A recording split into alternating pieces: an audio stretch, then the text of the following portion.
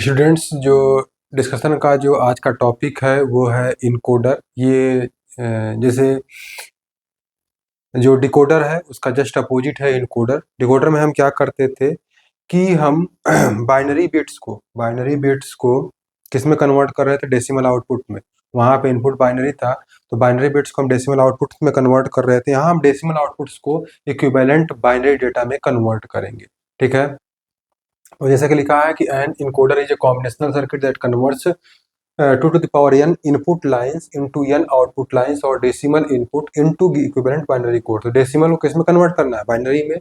वहाँ पे n cross 2 to the power n, अगर जिन्होंने डिकोडर नहीं देखा है तो मैंने कंप्लीट डिकोडर को पढ़ा दिया है, उस वीडियो में जाके आप डिकोडर को पढ़ सकते हो। ठीक है, तो यहाँ पे 2 to the power n cross n से इसको रिप्रेजेंट करते हैं, जहाँ 2 to the power n क्या होगा, इनपुट, और n आउटपुट। ठीक है, अगर n की वैल्यू मान लीजिए हमने 2 लिया तो ये 4 क्रॉस 2 इनकोडर बन जाएगा, जहाँ पे 4 इनपुट लाइंस होंगी, I3 I2 I1 I0, जहाँ पे I3 क्या है, MSB है।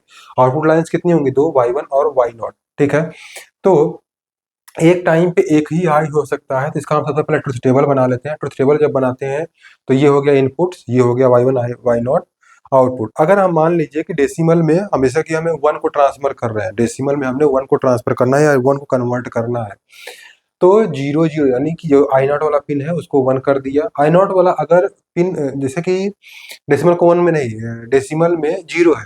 जैसे अगर आई नॉट वाला पिन अगर हाई है, ठीक है, डेसिमल आई नॉट वाला पिन अगर हाई है, इसका मतलब कि डेसिमल की वैल्यू कितनी है, 0।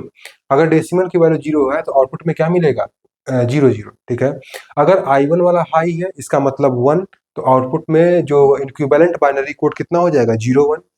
डेसिमल में अगर 2 है, यहाँ पे अगर देखें तो I2 हाई का मतलब कि डेसिमल वैल्यू कितनी है, 2 है अगर डेसिमल वैल्यू, तो इसको जब इक्विवेलेंट यानी डेसिमल इनपुट कितना हो गया, 2।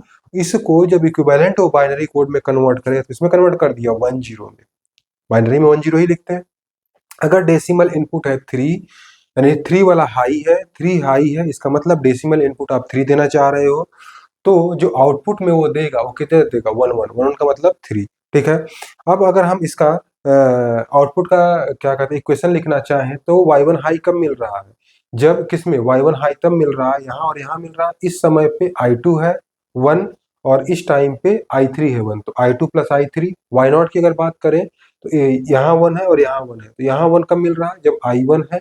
ठीक है, और यहाँ 1 कब मिल रहा है, ये 1 I3, तो I1 प्लस I3, तो Y1 का इक्वेशन क्या हो गया, Y1 का हो गया I2 प्लस I3, और Y0 कितना हो गया, I1 प्लस I3। इसका जो लॉजिक डायग्राम बनाते हैं, जब लॉजिक इक्विवेलेंट लॉजिक डायग्राम बनाते हैं तो Y1 क्या है, I3 plus I2 plus I3, I3 2 1, I3 I2 I1 I0 ले लिया, सभी इनपुट्स ले लिए जो हमने लिया हुआ था पहले से। आउटपुट्स क्या है, Y1 और Y0। ठीक है, तो I2 प्लस I3 क्या है, Y1 है, I2 plus I3 equal to Y1, ये मिल गया।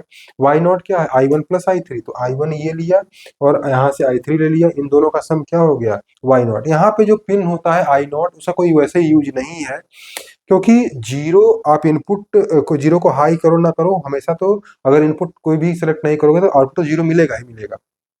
ठीक है, तो I0 पिन वहाँ होता जरूर है लेकिन उसका कोई यूज नहीं है, चाहो तो उसको न भी रखें। ठीक है, तो ये आपका लॉजिक डायग्राम हो गया। ठीक है, नेक्स्ट है प्रायोरिटी इनकोडर। प्रायोरिटी इनकोडर में एक जो वर्ड आया है प्रायोरिटी, तो प्रायोरिटी क्या होता है कि जो जैसे कि यहाँ पे है, और priority encoder is a combinational circuit that encodes multiple active inputs. तो जो मल्टीपल एक्टिव इनपुट्स को वो जो इनकोड तो करता है, लेकिन वो प्रायोरिटी किसको देता है, but gives priority to the highest order input. तो अगर जो हाईएस्ट ऑर्डर का जो इनपुट है अगर वो 1 हो गया, अगर हाईएस्ट ऑर्डर का जो इनपुट 1 है तो बाकी सब कुछ भी रहे उससे कोई फर्क नहीं पड़ेगा।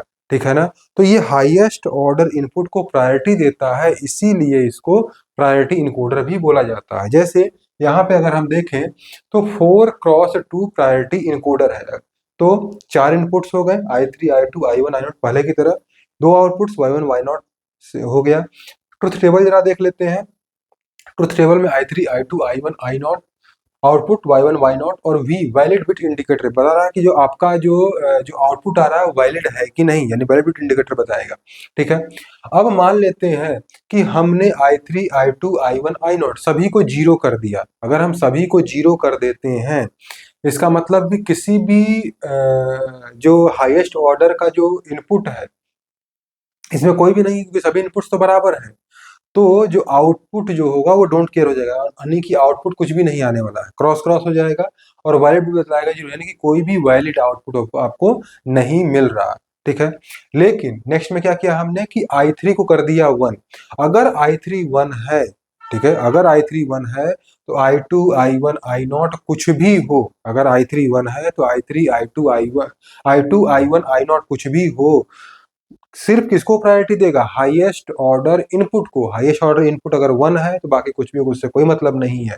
तो इसका मतलब क्या हो रहा है, डेसिमल इनपुट हो गया 1, तो आउटपुट हमें क्या मिलना चाहिए, y3, नहीं, डेसिमल इनपुट कितना हो गया 3। यहाँ पे i3 को हमने क्या कर दिया, हाई कर दिया है, इसका मतलब कि जो डेसिमल इनपुट है वो 3, तो आउटपुट में क्या मिलना चाहिए 3, तो 1 1 मिल रहा है, y1 भी 1 y0 भी 1। ठीक है, और वैलिड बिट इंडिकेटर क्या बता रहा है 1। ठीक है, क्योंकि वैलिड बिट हमें वैलिड आउटपुट मिल रहा है। ठीक है, नेक्स्ट है कि अब अगर i3 जीरो, यानी हाईएस्ट ऑर्डर जो इनपुट है i3 वो अगर जीरो हो, तब हम नेक्स्ट वाले को प्रायोरिटी देंगे।